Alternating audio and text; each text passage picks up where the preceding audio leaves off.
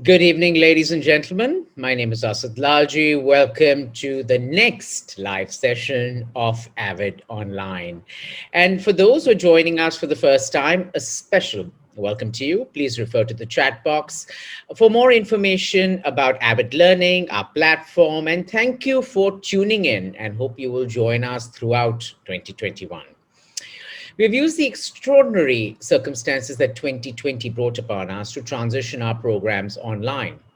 Our digital further learning campaign, Avid Online, launched in April 2020 and is about 10 months young. And we've curated and presented close to 240 programs, including our popular premiere series at Mumbai Opera.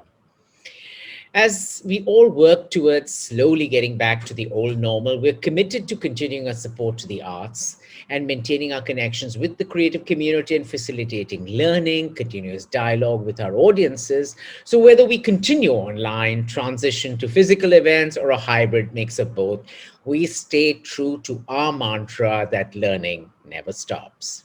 This brings me to our evening session: landscape architecture, technology, and the future of outdoor design, a fascinating session on the future trajectory of designing for our outdoor environment.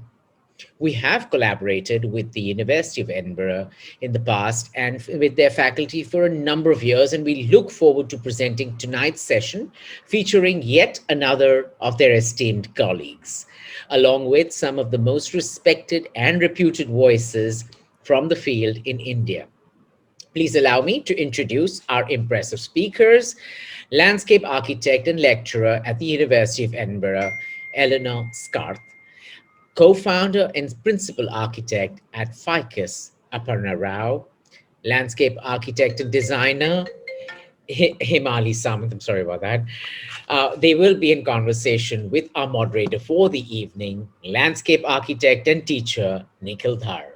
For more about each of our speakers, please refer to their impressive bios that have been posted in the chat section. This session will explore the practice of landscape architecture in India and the West within the purview of the aesthetic, the practical, and the environmental.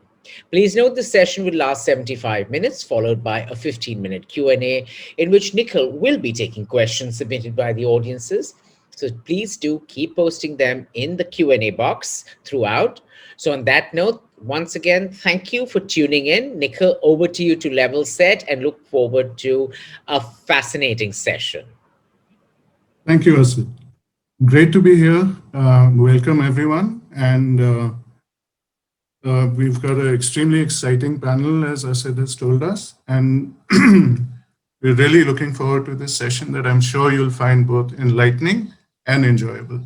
We're also looking forward to your questions later. So I just thought I'd start with a few thoughts on landscape architecture and the perceptions of landscape, because sometimes there's a mismatch there. So I'll just take a few minutes to talk about this. So what do landscape architects do? Yes, we plant trees and we make gardens, of course. Everyone knows that. We specify materials and we make patterns in the landscape with those materials. We put together these things in our landscapes as well.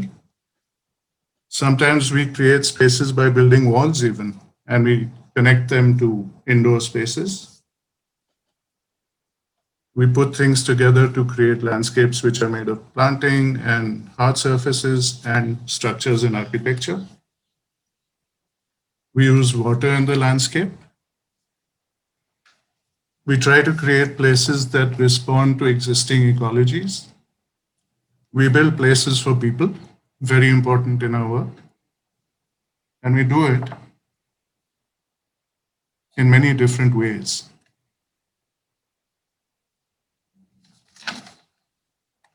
We design and master plan campuses along with other consultants. But we do more than this, you know. We sometimes take derelict areas, and with the help of the community nearby, we turn them into places of delight. These are pictures from the High Line in New York.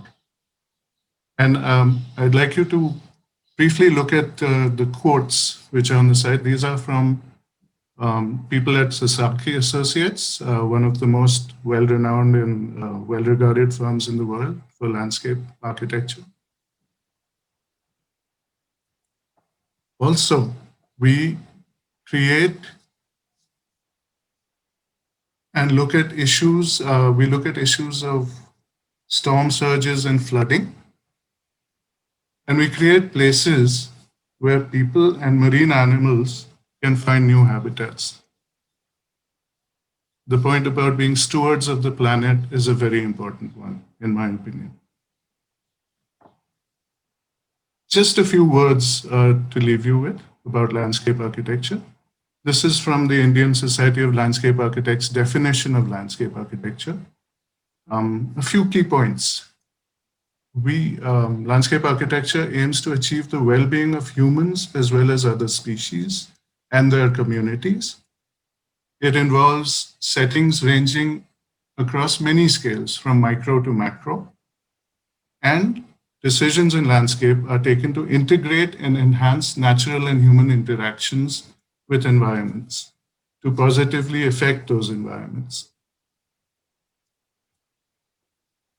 I always like to think of landscape architecture as an umbrella profession that collaborates with and sometimes choreographs other professionals from other fields.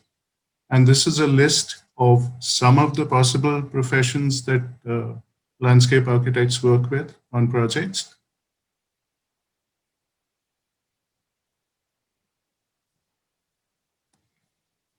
We try to make the world a better place. This is, I think, a really important thing, sometimes through the field of landscape ecology, because we can look at broad-scale environmental concerns and we can investigate the changes that have happened. And we can also look at processes in ecosystems and find ways of linking those ecosystems. So landscape architecture does all of these things. Elinor Scarth is our first speaker. Elinor, over to you. Hi everyone, and I'd just like to firstly say thank you so much for the invitation to participate in the session today. I'll just share my screen too. Hopefully everyone can see that now. So if one central mission of landscape architecture in the 21st century is to seek to find new and better ways to inhabit the landscapes that compose planet Earth, we must first recognise that we cannot do this alone. As Nikhil just mentioned, landscape architecture is fundamentally an interdisciplinary practice. Of the work of Scottish polymath and urban planner Patrick Geddes, it was once said that watertight compartments are useful only to a sinking ship. If we are to use this analogy to think of planet Earth as our sinking ship, then not only do we now more than ever comprehend that everything is interconnected, we also understand that we must work together, drawing together diverse knowledge, skills and understanding in an inclusive way. The climate crisis and more recently the COVID pandemic have played a critical role in highlighting the necessity to fundamentally rethink the way we live on planet Earth. Dare I say, even architects are now engaging with questions landscape architects have been working with for some time. In particular, questions such as the importance of nature in people's lives for their health and well-being, the importance of landscape processes and ecology for the health of the planet, the places of nature in the city, and the relationship between urban and rural landscapes. The current environmental awakening is reminiscent of the environmental movement that developed in the 1970s, when this photo, the blue marble, was taken. We may note that there are recurring environmental awakenings throughout history, which seem to accompany leaps in technology and industry. So, for example, in the context of Britain, the arts and crafts movement that arose at the turn of the 20th century, at the time Patrick Geddes was working, This period saw artists, architects, and designers rally against the perceived damaging impacts of the technologies of that time. Now we are in the midst of a global digital turn, and as we will discuss later, new technology will change the way we relate to our environments. In this digitally connected world, and in the context of the climate emergency, we hope this most recent environmental awakening will be sustained and supported rather than dissipate. I live in Glasgow, where the next UN COP climate conference will take place later this year, and many are hopeful that progress and agreements can be reached there that will in turn inform built environment policy around the world. So as Nikhil suggests, landscape architects work across a range of scales, and our work is also site-specific. Here are some aerial view snapshots of some landscapes I have been engaged with over the last 15 years. Perhaps the most typical scale of landscape design practice is what we might call the site scale. French landscape architect Gilles Clément, reflecting on the question of ecological finality, describes the concept of the planetary garden in terms of the level of surveillance of a territory under human control, suggesting that in a garden, even though all is not entirely mastered, all is known. The neglected species in the garden are intentionally so, but they are not necessarily undiscovered. The planet, entirely subject to inspection by satellites, can, from this point of view, be assimilated to the garden. Following this thread of thought, although every project in a landscape architect undertakes may not be a garden as such, every site we engage with is unique. So formulaic approaches are not sufficient in our work, and extended ecological thinking is a primary concern. So if as landscape architects we are to take on the idea that we will be part of working towards a healthy planet and healthy landscapes that include human beings, how might we seek to do this one site at a time? Perhaps if there is one first lesson in landscape architecture, it is to understand that no site in any landscape is ever a blank canvas.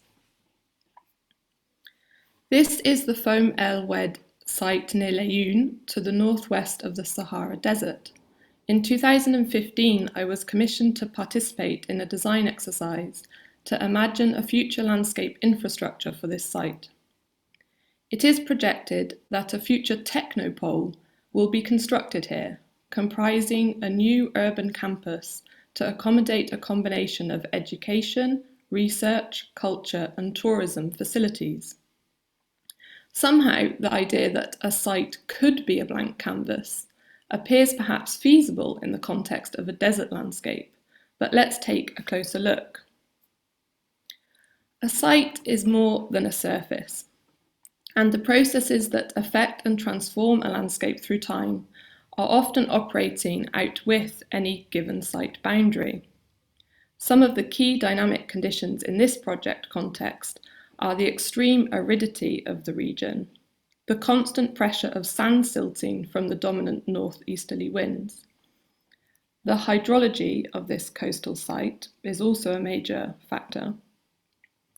This 126 hectare site was previously the location of the Wed Sakia El Hamra's outlet to the Atlantic Ocean, before the construction of the Sakia El Hamra Dam in 1970. So this is to say that a great wed or wadi, a seasonal river channel, would have transported the rare but periodic rainwater from the desert into the ocean, forming a tidal lagoon at this site. Since the dam has been constructed, of course, these processes are not functioning anymore. Looking further afield along this stretch of coast, we were able to identify sites nearby where similar wadi systems had not been interrupted. For example, at the Knifis National Park Lagoon, home to important Zostera seagrasses and a haven for migrating birds. So by studying and emulating the landscapes and habitats of these adjacent sites, and making detailed models we were able to begin to imagine a new ecological future for this technopole. The combination of these forces make the installation of any enduring urban development in this region particularly challenging. However, the intention to create the technopole also opened the door to recreate an ecologically important landscape at the former mouth of the Wadi. The expansion of an urban settlement here at this site also has interrelated social, political, and cultural dimensions that I don't have time to go into today. In the initial landscape studies, it was essential to think of the project in 3 dimensions, in the context of all these existing dynamic forces, and understand that this landscape would be in constant flux. Yet harnessing technology and landscape engineering, the construction of an urban development can be deemed feasible even within the context of this dynamic environment. This is an overview of the proposed landscape framework we developed, working with engineers, architects, local authorities, and researchers. The proposals integrate a central tidal lagoon, which supports a wide range of habitat creation. 2 wadi channels structure the development proposal, creating a landscape network throughout the site. The project also integrates bioengineering sand stabilization techniques, renewable energy systems, and agricultural research facilities. What I wanted to illustrate here is that landscape architecture and technology make it possible to work with or against a site, and with or against the natural processes of any given landscape. So if we reflect back to the concept of the planetary garden and heed Gilles Clément's guiding philosophy of the principle of the garden in motion, which suggests we should seek to do the most for and the minimum against, with an aim to continue to operate the planetary machine, making possible the existence of the garden and hence the gardener. In this landscape, certainly working with and not against natural processes of the site will be essential if the proposed urban condition is to function. If we return now to the global context, we can observe through various studies that patterns of population migration from rural to urban conditions are prevalent. And when we map this in relation to climate change concerns and issues such as increased desertification risks, a challenging picture is revealed. In summary, there is no blank canvas in landscape architecture. We only have one planet, and it is shared. We live in a world which craves development and progress. Increasingly, attention is turned to the environmental cost of development and urbanization, and to the value of both urban and rural landscapes.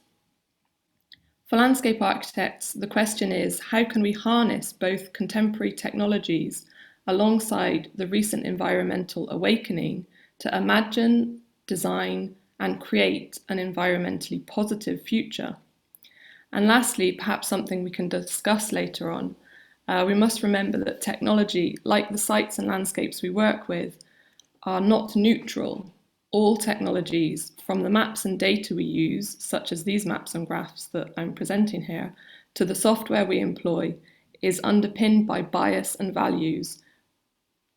And that's something I think we could maybe get on to discussing later. Thank you. It was lovely to share these ideas with you today. Thank you, Elinor. A very interesting presentation in which you very skillfully wove together larger issues with an actual on-the-ground project. And I do hope we'll be able to get to that multidisciplinary and technology discussion later. Aparna Rao is our next speaker, who will look at how technology and LA can work together, and even when it comes to dealing sometimes with older landscapes. Aparna, the floor is yours. Thank you. Thank you for bringing us together on this panel. So the role of landscape is often underplayed. It is misrepresented as a void in our urban form, while the point to acknowledge is that landscape was the sole reason for a settlement to thrive. Beyond being a provider of all things, surreal and real, landscape through transformative planning has the ability to become a catalyst for change. It not only associates people with their place, both in time and memory, but also tempers our environment to make our cities livable. In order to get there, technology in landscape architecture acts as an aid in connecting dots to read, map, predict, envision, and build a resilient future. Our practice works out of Bangalore, a city known for its gardens and tanks. One of its largest green parcels is a botanical laboratory called Lal Bagh, an English-style garden, an English-style 19th century park which occupies 240 acres in the heart of the city today. Historic records tell us that Hyder Ali and Tipu Sultan made a few gardens here during the 18th century. With Bangalore fort seen in the background, captured in these sketches from the 1790s are some orchards and enclosed gardens lined with cypress trees. An old map of Bangalore captures these outlines of these gardens. Our curiosity to know more as to where these gardens lay in relationship to the present-day Lal Bagh made us probe a little further. An old map, what is seen in magenta here is a retrace of 5 old gardens dating back to Hyder Ali's time. It was observed that they were sited in close proximity to water sources. And one of them sits in the foreground to the Dargah of Hazrat Ataullah Shah, the spiritual leader, spiritual teacher of Hyder Ali. To cross-check this conjecture, we computed the approximate age of old mango trees within this zone using empirical formulae. The location on a present-day map was further refined based on the field evidence. Long ago, during the 1500s, lived a king called Ali Barid Shah, the third ruler of Barid Shahi dynasty, which overthrew the Bahmani Sultanate at Bidar. He built a tomb, a final resting place in the necropolis which sits in the western suburb of Bidar. Considering how it is constricted by development all around, today this 57-acre historic site has a huge potential to become a public park and act as a green lawn. Based on archival data and sources, the lost layers were interpreted and mapped using technology so as to help steer a dialogue between urban growth, conservation, and other possibilities. Interpretation is often considered incomplete without visualization.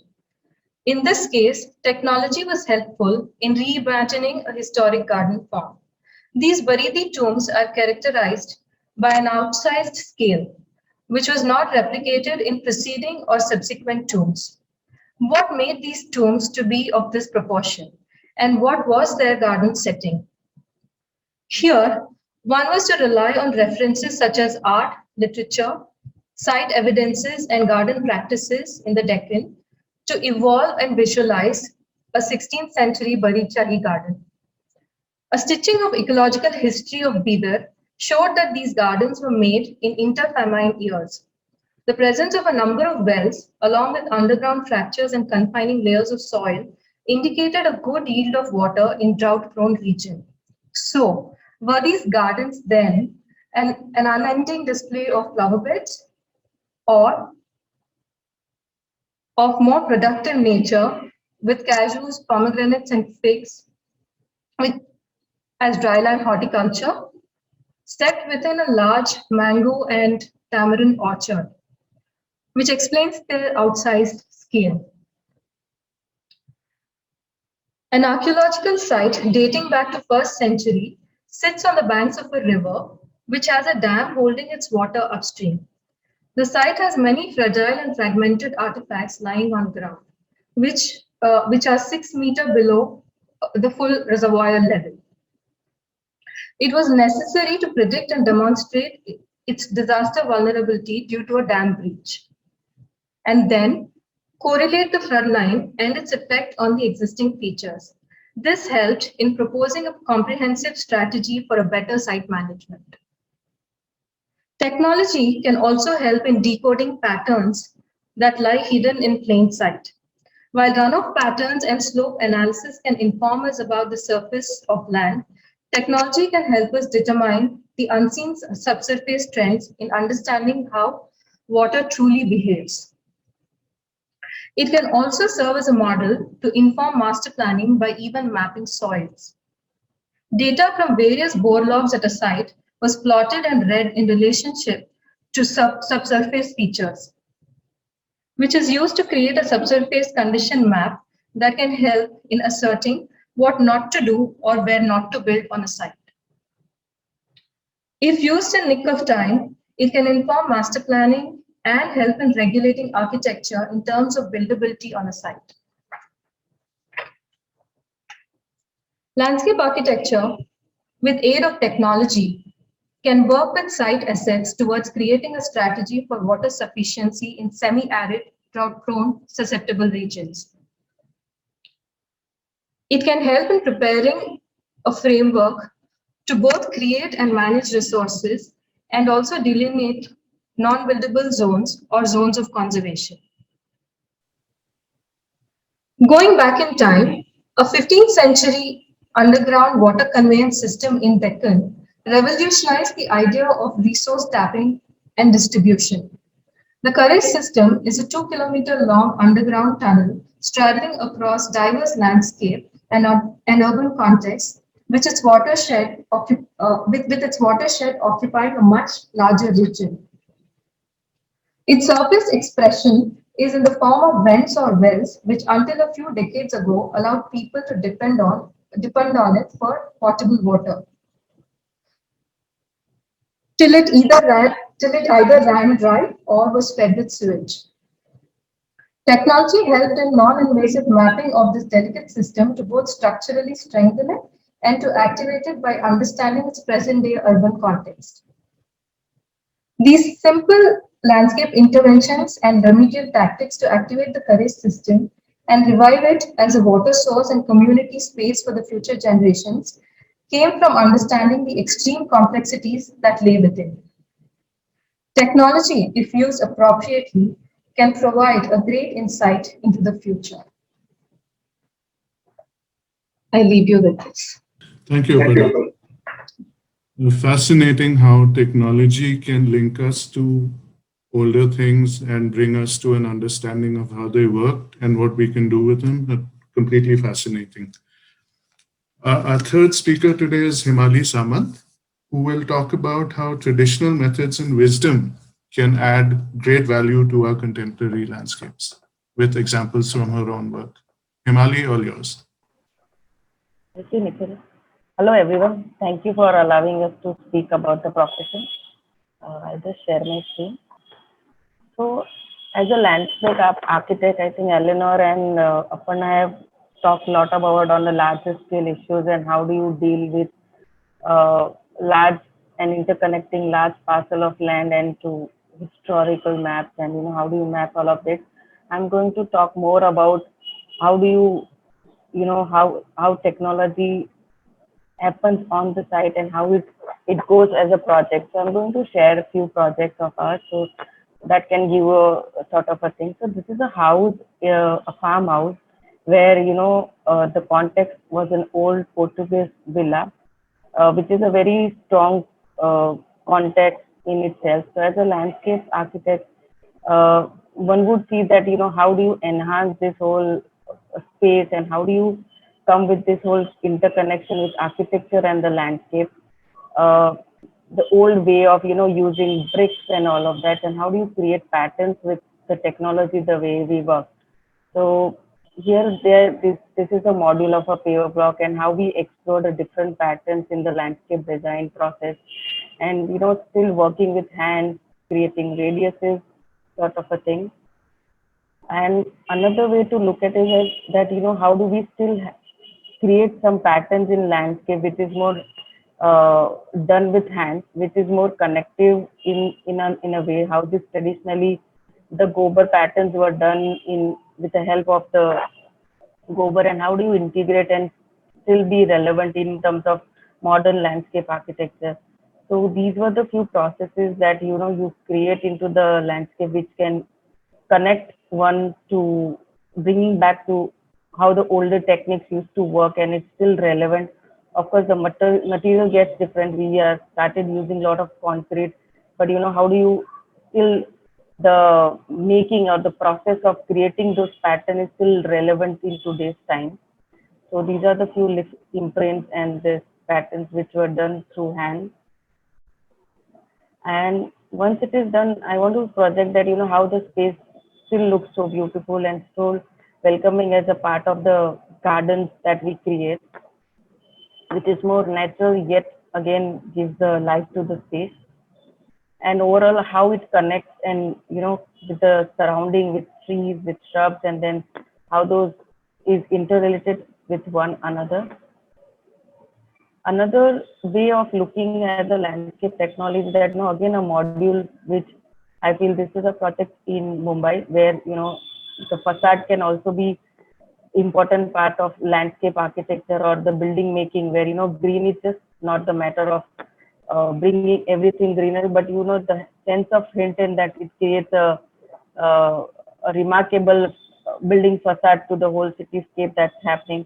So a little bit of intervention with those kind of things that can add to the value of the whole space. And how this is a space in Bombay where the space crunch is so tight that how do you one look at it, that how the landscape is integrated, or how do you connect or allow one with nature into itself. So creating some sort of a cave, it was itself becomes a very important aspect of landscape design, or as a landscape architect. I think how do you, it's not only about plants, sometimes it's also about space making, where you allow one to connect with nature when even though you are having or eating ice cream or underneath some shade and shadows which is created due to the greenery around you. Now coming to this, it's an important project just to stress on that how the traditional values are inculcated in the whole course of building gardens or creating the landscape architecture of any project. This is one project in Pune where this is the image where there's it's sort of a hillock area, and this is a land which has been eroded.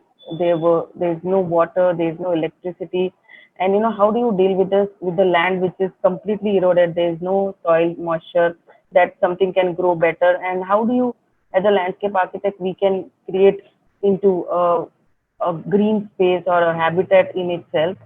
So having said that, we did some analysis of the slope of this almost 27 to 30 meters drop, and there was an old well which was blasted by the villages around.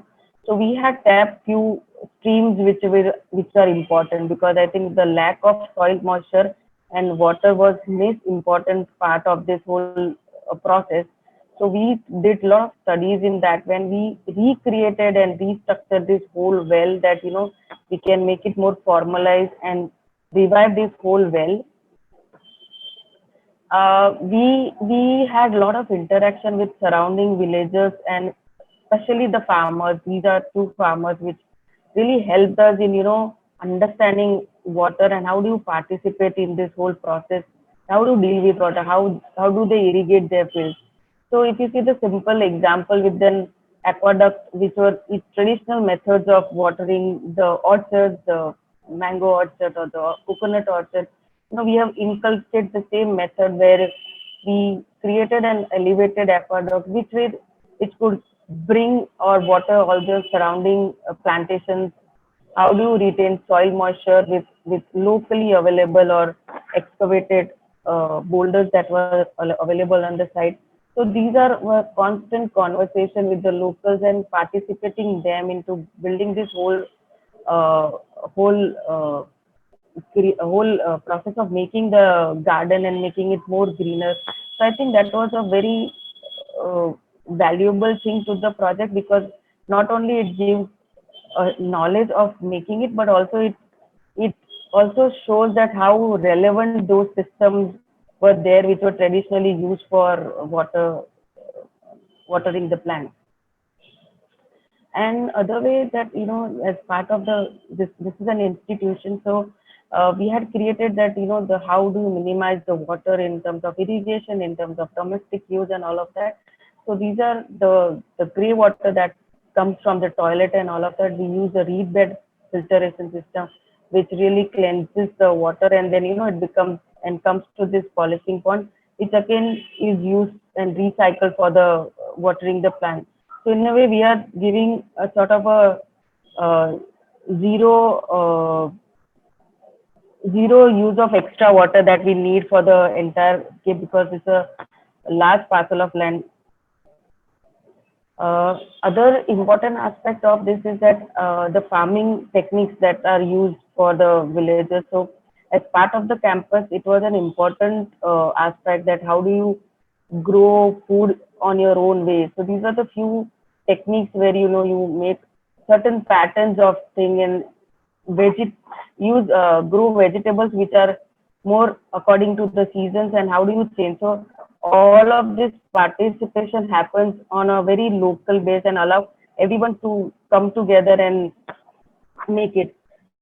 So this girls that are past, they are residing here. So this whole part in where they even maintain the garden.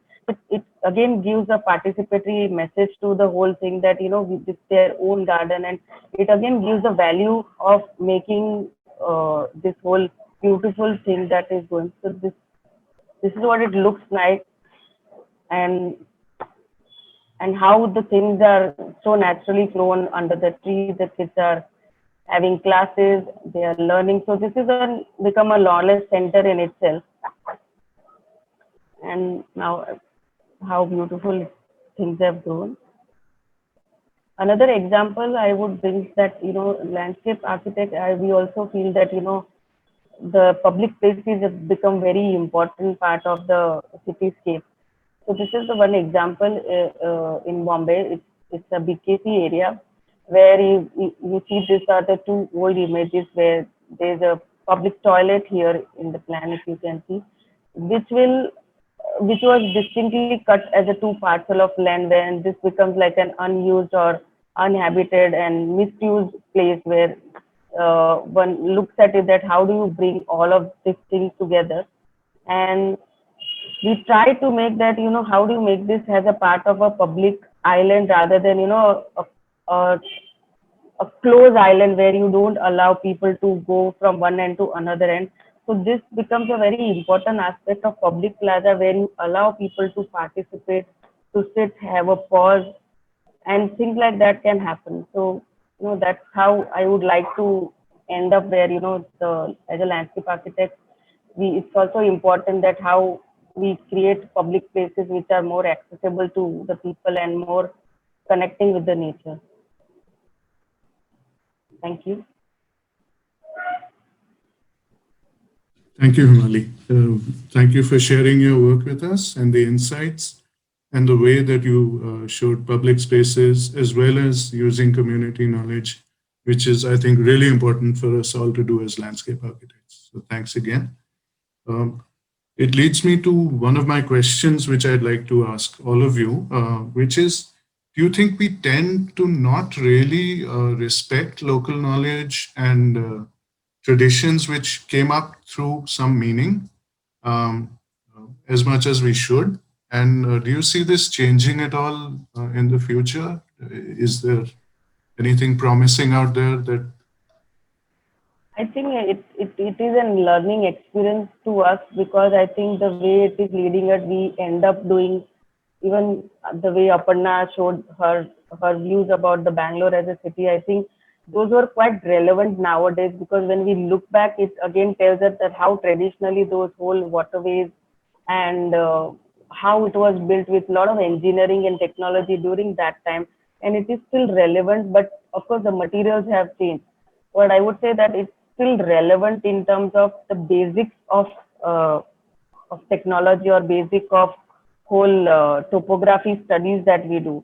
So I think that I would not say we have lost it, but I think if one consciously starts thinking about it, I'm sure we could get there where we can still inculcate directly or indirectly as part of landscape architecture or design. Yeah, that's a good point. And interestingly, in Aparna's presentation, she showed how new technology can help us with old knowledge and learning about old knowledge. So, would you like to add to that, Aparna, at all? Yes, especially in working with historic sites and gardens, made us understand that we have to heavily rely on technology because most of the times these sites are either inaccessible or in such dilapidated state that if you touch things, they might crumble down, and you need to rely on non-invasive methods, to understand what is buried or map, let's say, map an elevation, or conservation architects use that, map elevations of, let's say, tombs or old structures. They do photogrammetry. They just fly up a drone and then take detailed pictures of elevations and then stitch them together to understand how something that is 120 feet above ground looks like in detail. So in landscape architecture, for us, most of the time, digging up is not easy. So working on archaeological sites also means that you have certain restrictions and certain places where you should not be disturbing. And methods like ground penetration radar or things like that will tell you if there is a buried feature, and then you probably do your test pit only there. So it really helps. So and in a sense, like working with these people tells you how differently one could look and read and understand sites. So that's something interesting. And it does add a layer of sort of an impermanence to your thinking, in some sense, that whatever you are designing or inserting is fitting in a particular site for a particular time, and that in 50 years from now or 100 years from now, there'll be somebody else walking into that site and obviously working on it. So that is something very beautiful archaeologists just talk about. When they dig up a site, they don't dig the entire site. They leave clues for the next generation of archaeologists to come back and use better technology to probably understand and probe data. Yeah. So the impermanence sort of firmly puts us in our place that you aren't really that great. Right. Somebody else is going to come back and look at it. Things that will happen after you. Yes. It's very interesting because there are in India and many other older countries, there are palimpsests of cultures, of things that are everywhere in every site practically. Right. In your L project, were there issues of local knowledge, or was it a very sort of modern top-down kind of thing, or were there elements of that local? Is this to me, the question? Yes. I would echo everything that Hemali and Aparna just said, and just reiterate some of the things I mentioned in the presentation too, that we cannot work alone. And I think now landscape architecture, like many other disciplines, understanding that any form of kind of top-down projecting one person's vision onto a site is never really going to work.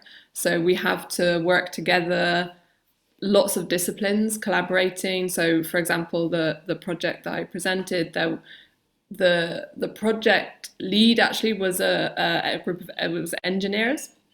Obviously it was a big kind of landscape engineering project on the one hand. Of course, the client is a big role in the project as well. So the client is locally based and understands also the local context. We were working also with local authorities, so the forest and water authorities locally there.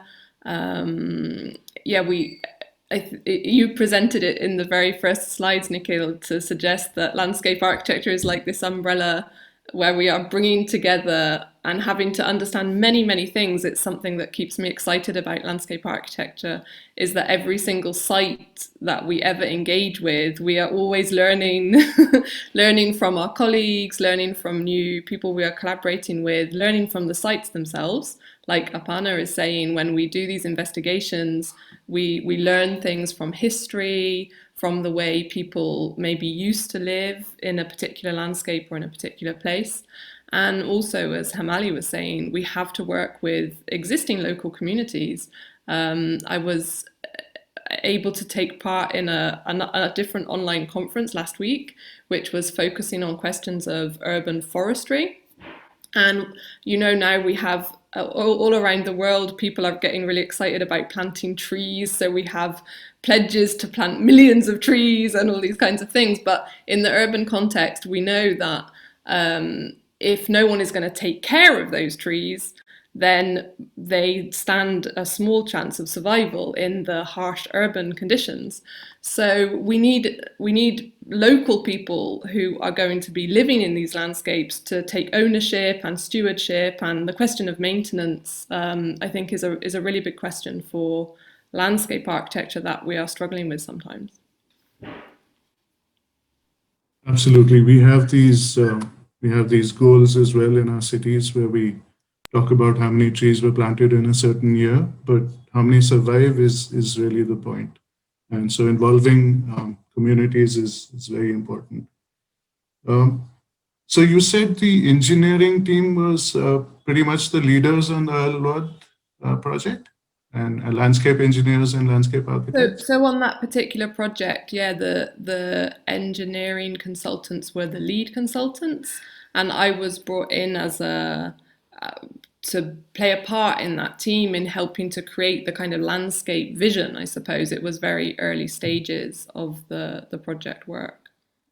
Which I think sort of brings us to a point that I've always felt very strongly about, which is the fact that landscape architects really need to be brought into a project early to make a contribution that could go beyond what others expect us to make. So I know for a fact that the few projects where I've been called in quickly or almost where conceptual thinking is happening, the project has really benefited, or in my humble opinion, has benefited by us being there quickly or soon or initially. So any Yeah. And even more, I worked for quite a long time in France before returning to the UK to teach in Edinburgh, and it seems to be becoming more and more the case in France and maybe elsewhere in Europe. Not necessarily in the UK, but in the rest of Europe, they seem quite progressive in even bringing landscape architects to be the lead consultants on projects. And maybe we are to some extent blowing our own trumpet here, Nikhil, like you're saying, but I do think that one thing that landscape architects can bring to these projects is this interdisciplinary understanding. And I suppose we have this saying, like, the jack of all trades, the master of none. But the idea being that we have some understanding of all these different parts that are feeding into creating a landscape, or existing landscape conditions being the way they are. So something in landscape architecture I think is really exciting is that we're always trying to draw the threads between all the disciplines and bring things together as a synergy. It's what makes projects exciting, and the ability to work together with lots of disciplines, I think, is always going to be fundamental to the practice of landscape architecture. Absolutely, the landscape architect as a connector or synthesizer.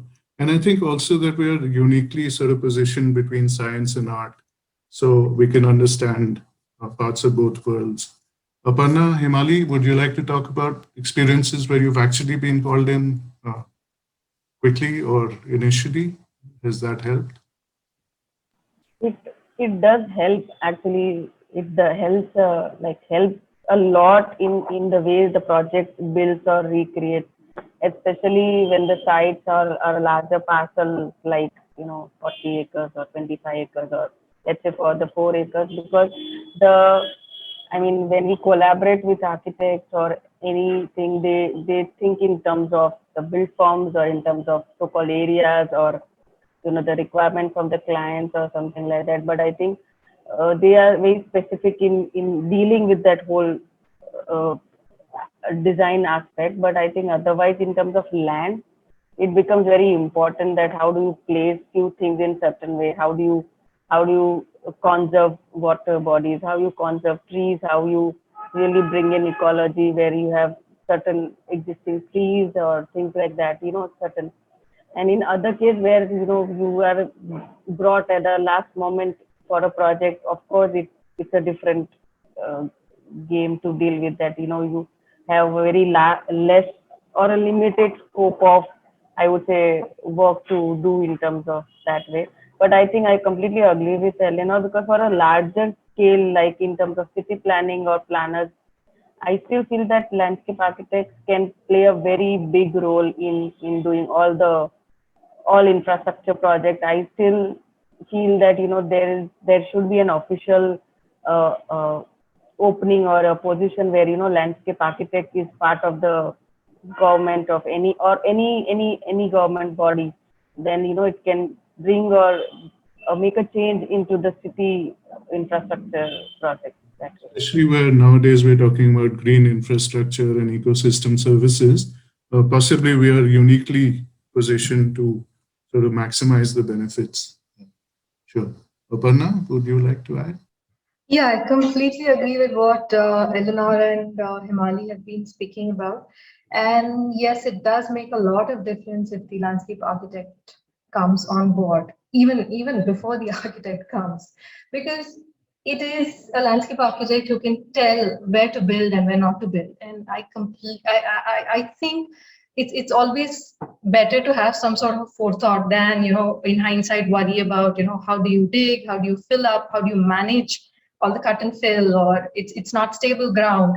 How, after in one of our projects, it so happened that we were brought in later, and then it was too late. It was too late. We were dealing with a lot of cut and fill in a large site, so it could have been prevented. So yeah, definitely, what they are saying is right, and I think for us to be able to showcase our capabilities, we should take on larger scales of projects, and not only the small ones, not only small gardens and terraces, but also definitely engage in larger scales to be able to forcefully put that thing across. Right. That point about ecology is well noted. Sometimes we are called in to retrofit ecology into projects where they've already destroyed parts of it. Yes, yes. And if we were there, we would probably say, let's try and keep the strengths and the natural factors intact, and then let's build with what we have.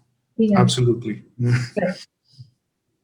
So one thing that is, as I like to call it, the elephant in the room is the present COVID pandemic that we have spent the last year struggling with. And there is some light at the end of the tunnel, touch wood. We hope things will improve soon. Has, Aparna, a question for you. Has this pandemic forced us to sort of rethink the nature and scale of our open spaces and our landscapes? Is this something that has had an immediate impact on the way we would look at things and design things? Oh, well, as an immediate impact, definitely after the practice opened up after all the lockdown, people have come back to us saying, can we look at larger, wider open spaces, considering social distancing norms and things like that. So, but then the building norms or building bylaws have not changed, are not going to immediately change, but they want to see that change in design of landscape and outdoor spaces. So one is, so I keep wondering, this is the space a site is giving me after putting its building footprint. It's hardly a peripheral green probably, and some space on the podium, which is enclosed with the building. Now, I'm starting to wonder, do urban designers and planners start rethinking the scale of open spaces again, and rethinking the matrix of a per capita open space? Because I think all our cities are the open spaces in our cities are shrinking, and we hardly are matching any norms of per capita open spaces. So I wonder if this pandemic gives an opportunity for them to rethink this 100-year-old or 50-year-old norm. So probably because all through in the history, people, pandemics have changed the way open spaces have, been integrated or inserted into cities. So I'm hopeful that something will come across. And good things will come of this. Yeah, it's the opportunity, of course, but also the impetus. It's almost you have to do this now. There is no particular option uh, about this open space issue. So, Elinor, Hemali, would you like to add it all to that open space? Hemali, one question I Hemali, wanted you have to ask. something? Sorry, Elinor. After No, you. I didn't know if Hemali wanted to say something, but just I think that what's really interesting is the combination of the heightened awareness about the climate emergency in combination with the COVID situation, and maybe even to some extent in some parts of the world with questions like this Black Lives Matter and decolonial thinking. I think there's the potential for complete mind shift in how we think about landscapes and open spaces in cities particularly. And I think it could be really exciting for landscape architecture design. I did read about Barcelona, I think creating a complete green avenue through the city, which is to be completed in the next 8 years or something like that. Then San Francisco has that 50,000 trees initiative along one of the highways. So yeah, these nice and exciting things are happening, and just can hope they keep happening. Himani, one thing I wanted to ask you, you showed us this lovely project. The school actually looked like the architecture and the landscape were merged. I mean, they were fitting together so beautifully. Um, After the pandemic, do you see landscape getting integrated into smaller spaces, into other scales that we perhaps have not been seeing so much as of yet? Is that something that might be happening? Uh, I'm taking this pandemic in terms of, I would say positive in a way, because I think during the lockdown, uh, especially in Bombay, I would say that, people are so busy with a lot of stuff happening, otherwise too much happening. People got time to pause and think about how things work. Now the way I'm interacting with people, people want more green open spaces. People are start building or investing in terraces, rooftops, where, they want to bring in open spaces as part of their everyday lifestyle.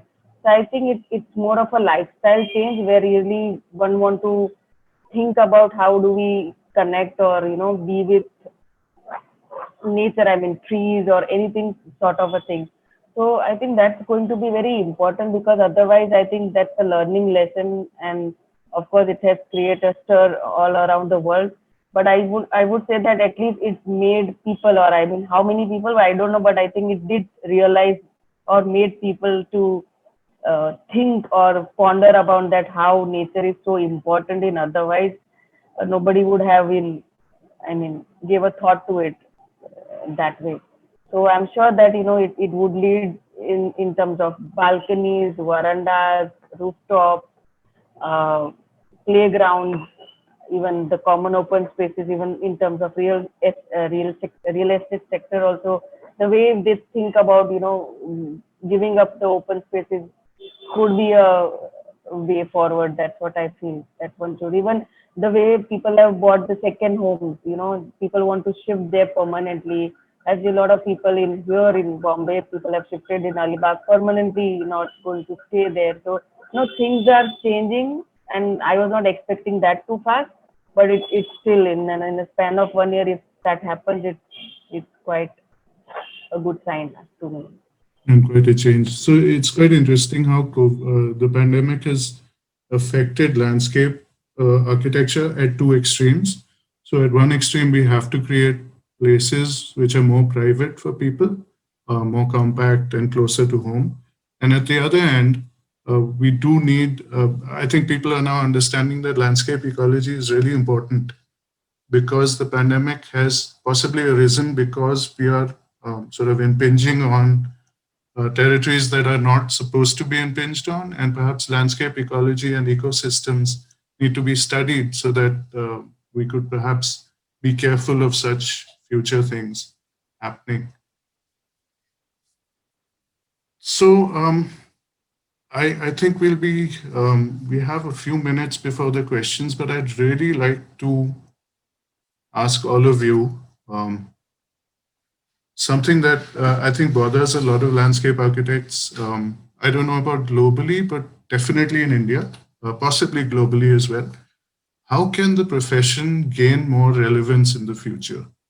How can we become, are there steps that we need to take so that we can become, if not the first port of call for many authorities or people, perhaps one of the first ports of call as far as cities and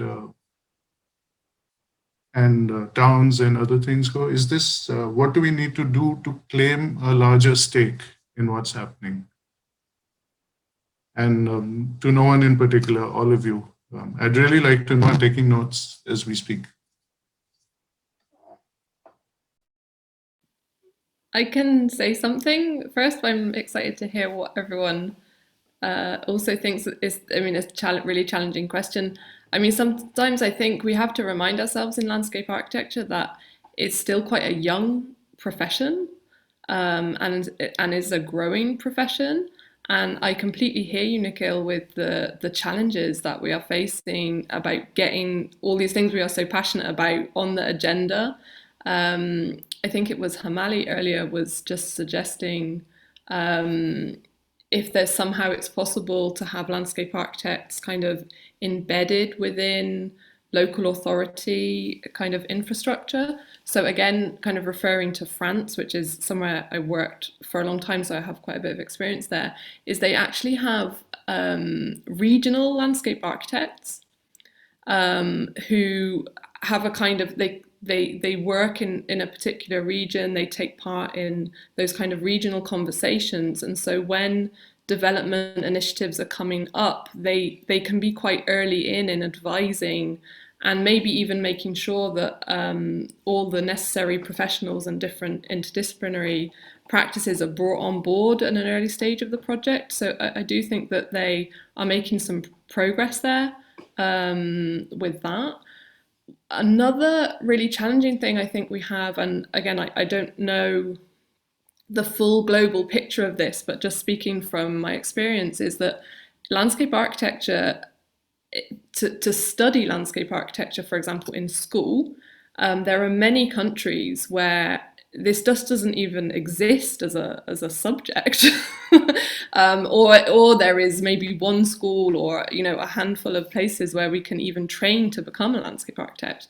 And even in this country, so in the UK, we have got a real crisis at the moment, actually, in terms of undergraduate students applying into the schools that we do have, which the Landscape Institute here in the UK and the schools are trying to fully understand, because it seems counterintuitive that with so much interest in terms of climate and environment, and young people are really excited about these things, yet the numbers of students applying to study landscape architecture at undergraduate level is plummeting in our schools.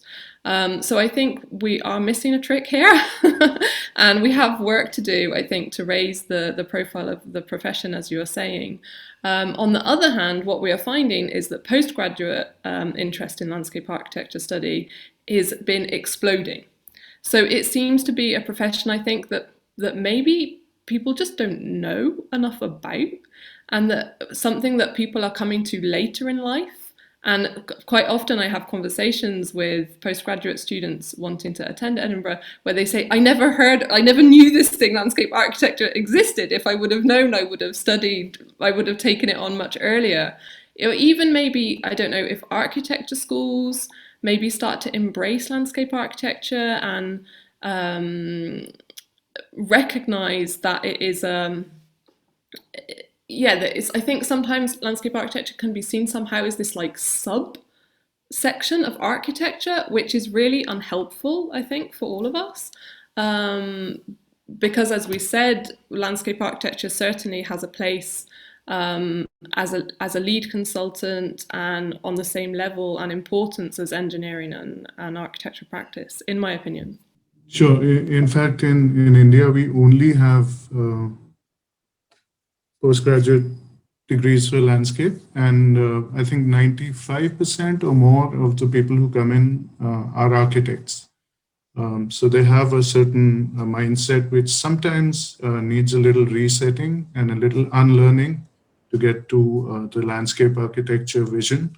So that's something that do you in your schools, and do you have in India schools which also accept students from other disciplinary backgrounds?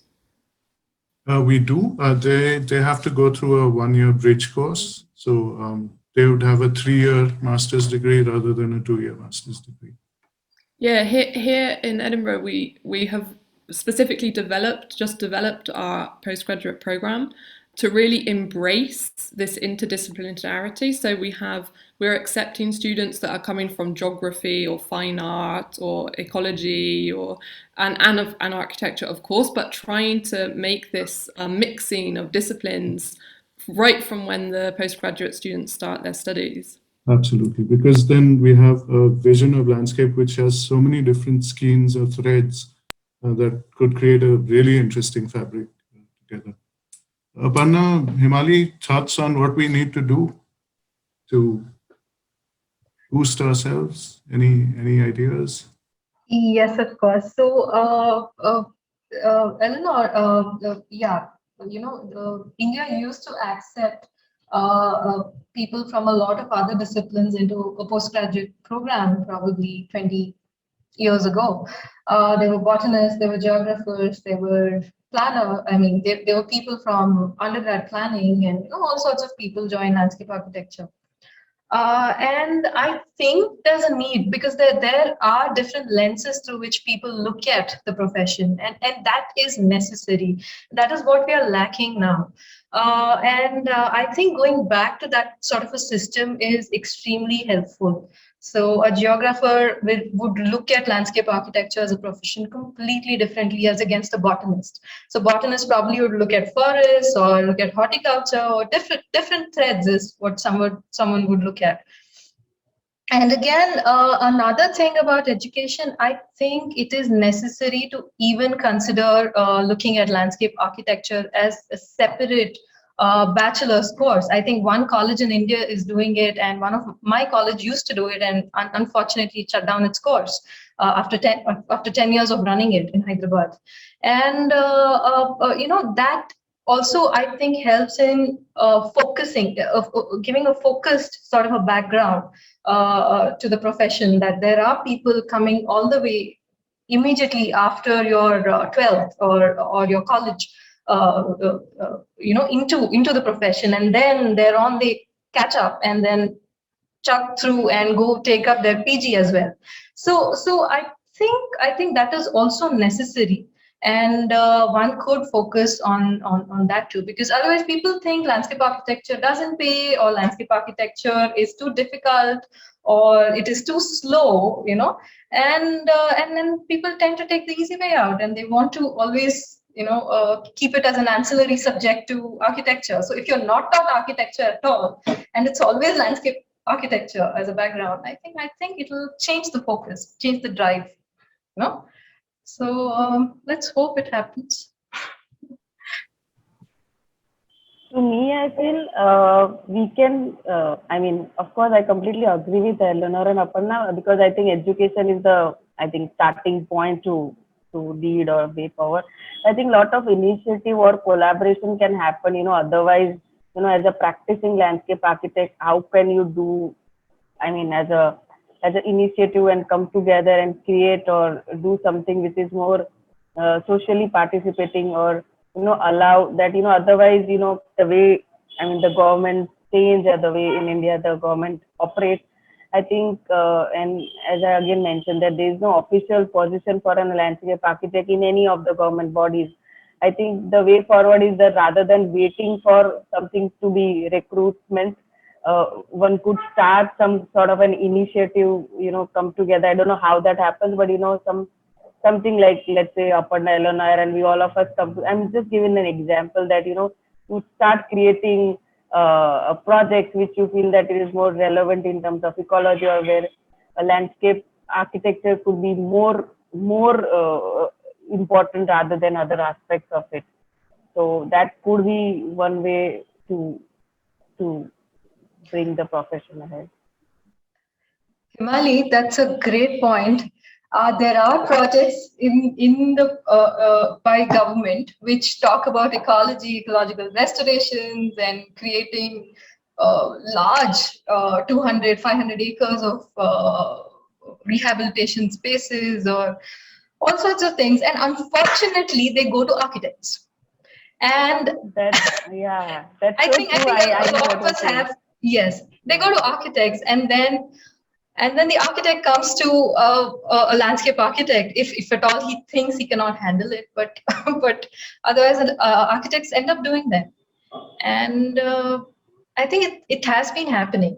It has been happening for years. But I think we should the way I think I'm just giving this as that avid learning. I mean, the way he brought this as a topic, I think that itself is a positive change to us, because a forums like this, which are apart from, ISOLA, or apart from other forums that we attend, I think this is something where the spectators are also different. I think that, I think it's a long way to go for sure, but I think we are there. We have upgraded from very young to like fairly young profession. That's what I feel, but I think Aparna will get there. So we are thanking you, Asad. We are thanking you, all of us. Yeah. Most welcome. But I think you have about 25 questions waiting to be answered. So Right. Yeah. Gentle nudge. Got it. Gentle nudge, yes. Okay. So I'm gonna sort of try and club 2 or 3 questions together, which are sort of saying the same thing. And just to all of you, how do landscape architects design differently for recreational or aesthetic versus functional purposes? I guess we try to do both, don't we? Yeah, that's what I would say, is that I think, I don't know Hemali and Aparna's idea. It has to be everything. One thing we tried to communicate today is like all these things integrated. The ecology, the hydrology, the environment, how people are going to work or use in this place. All of those things have to be considered. It's something that makes landscape architecture challenging, but also really exciting to work in, because there's so many dimensions that we have to understand even before we can start to make a project. And at the end of the day, we want it to look good as well. So right. That's really So right, yeah, I think it goes with the layered thinking that we bring to any project. And of course, function is most important when you consider recreation and aesthetics, of course. Considering function, one could just layer recreation and recreational qualities or requirement and aesthetics onto it. So it's a layered approach always, whether design or conservation or anything you might talk about. And there's a follow-up question which is sort of connected, which says, what role does spatial design play in the context of landscape? So I think that's sort of been answered in that we do create spaces for specific functions and which fulfill specific ecological and human needs. Another question was, how does cultural history define how we design our outdoor spaces, especially spaces like gardens, for example, English versus French gardens and Mughal geometry in gardens? Another question which is connected says, in the context of Indian outdoor design, are there more colonial gardens or public spaces that were very influenced by English outdoor traditions, or is it more by structured Mughal principles? I'm going to leave that to you, Aparna and Hemali. I'm not going to even try to answer that. So you said there are two questions.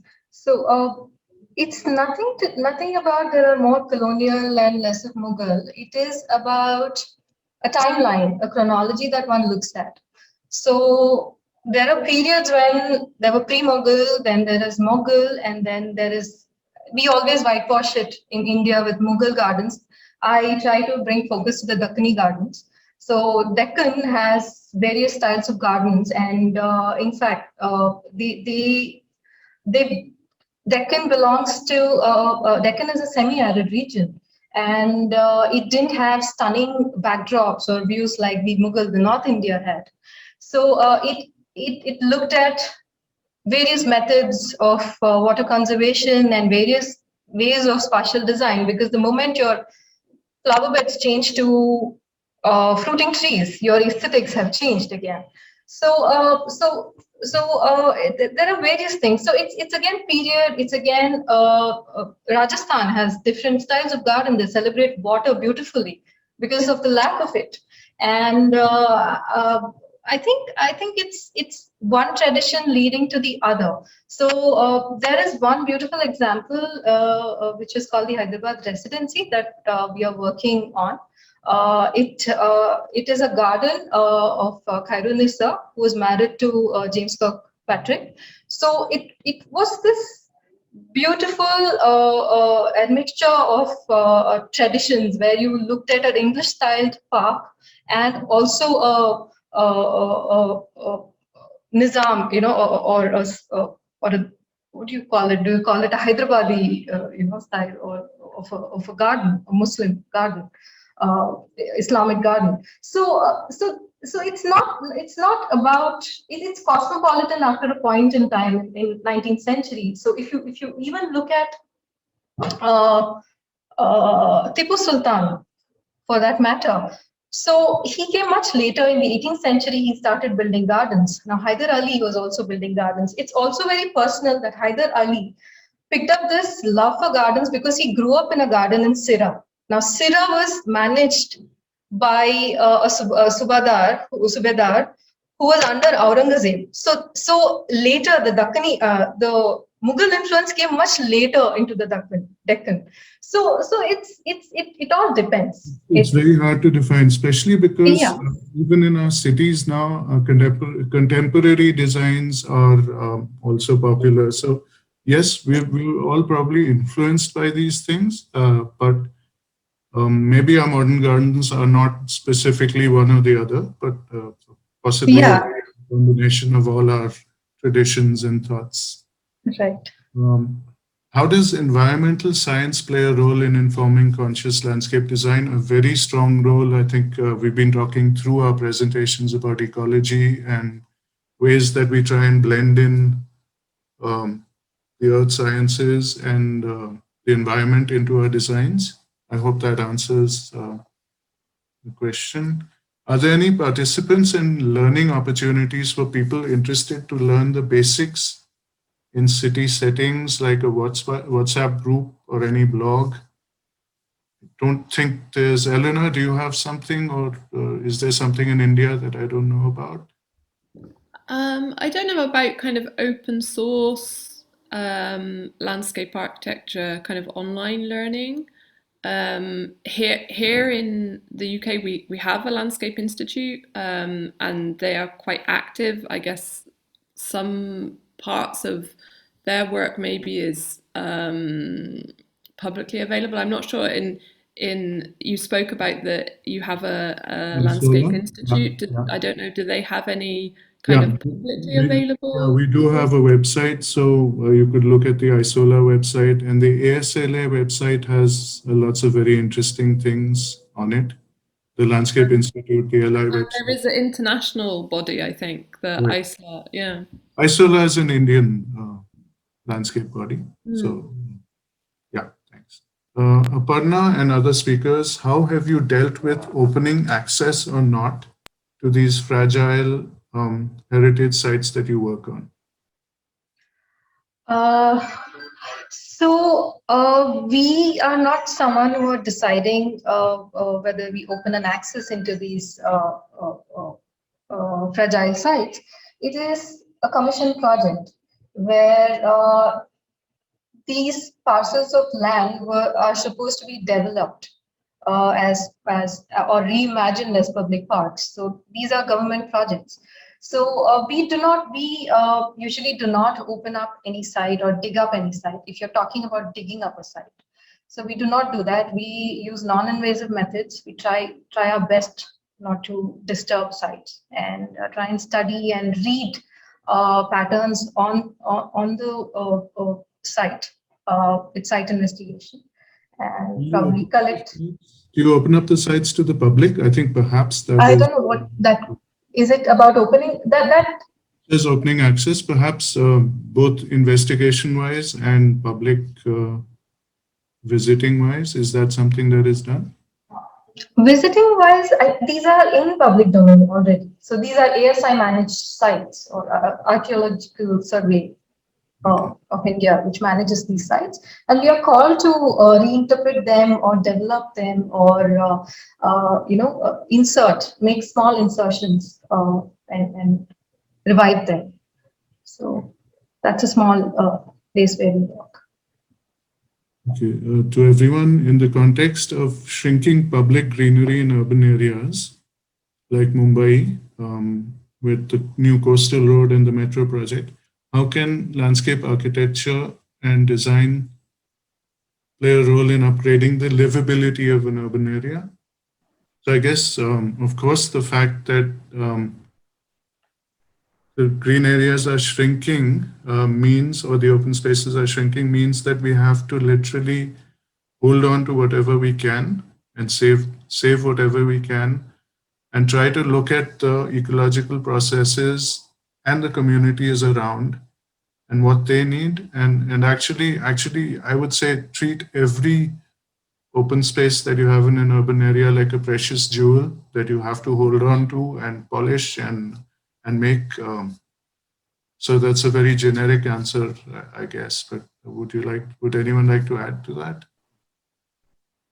I think urban towns or things I would look at, to start with, trees. I think in Bombay or any other city where there are large old banyan trees or gulmohar trees, or I think they are very important part of like a small gesture that, how do we start saving that trees instead of, or integrating in terms of landscape that way. We could start with, but of course there's a larger parcel of land and within coastal road is going to ruin some sort of a marine life, and I'm sure it has a great impact in the way water is going to have. But I think the way as a landscape architect look, I think these are the processes that are going to continue in that way. But again, coming back to the whole discussion about that, how landscape architecture or the infrastructure projects are integrated very sensibly, that how do you integrate both the things, because I think that's going to continue. Cities are going to develop and development is bound to happen, but the small things, or let's say how do you treat the edge conditions, how do you save few trees, there should be some sort of a typological input by the government or some structure that can suggest the way any development that can happen. And especially in Bombay, I think there are many parcel of lands where a tiny space can also become a garden or an open space. The street becomes cricket playground. So there are many layers that one can look at it. But if it is about only trees and ecology, I think there is a large way to look at in terms of Mithi River, the waste, there are so many layers with the water, the creek. So I think you can't deal one thing and leave the other part. I think everything is interconnected. But I think the small intervention or small thing can lead to somewhere.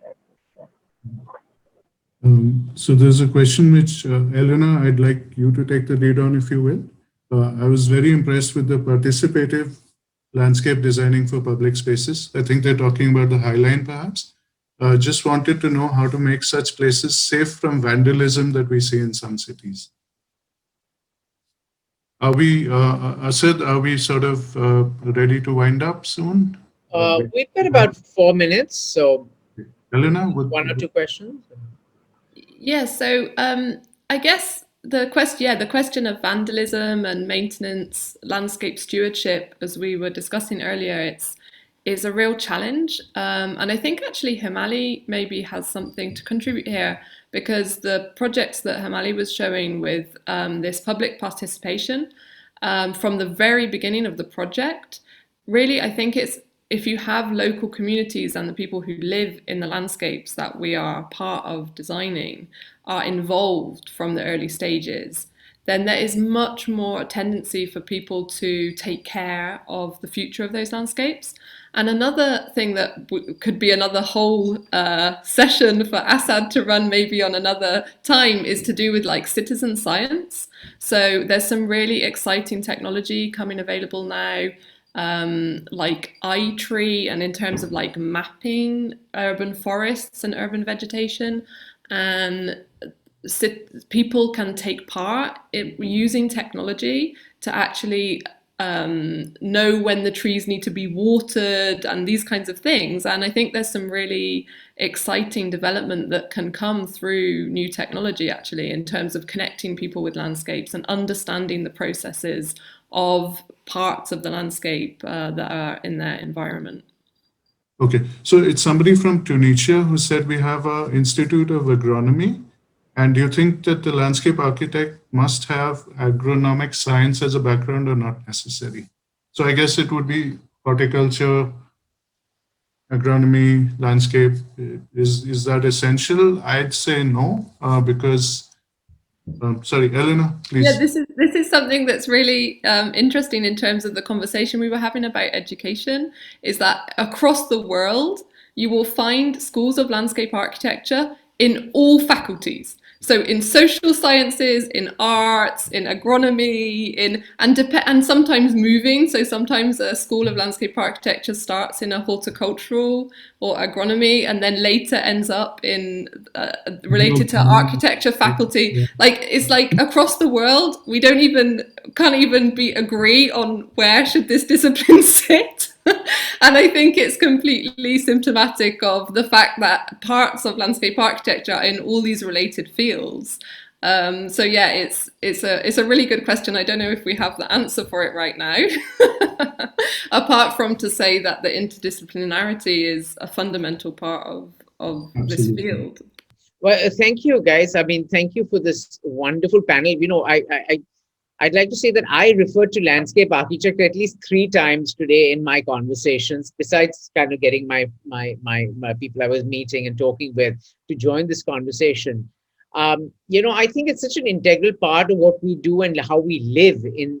I mean, I live in Bombay, which is or Mumbai, which is a crowded city, and if you have trees, even more power to you. I live in a part where most of the trees were cut for building the metro and other projects, which is a part of the course.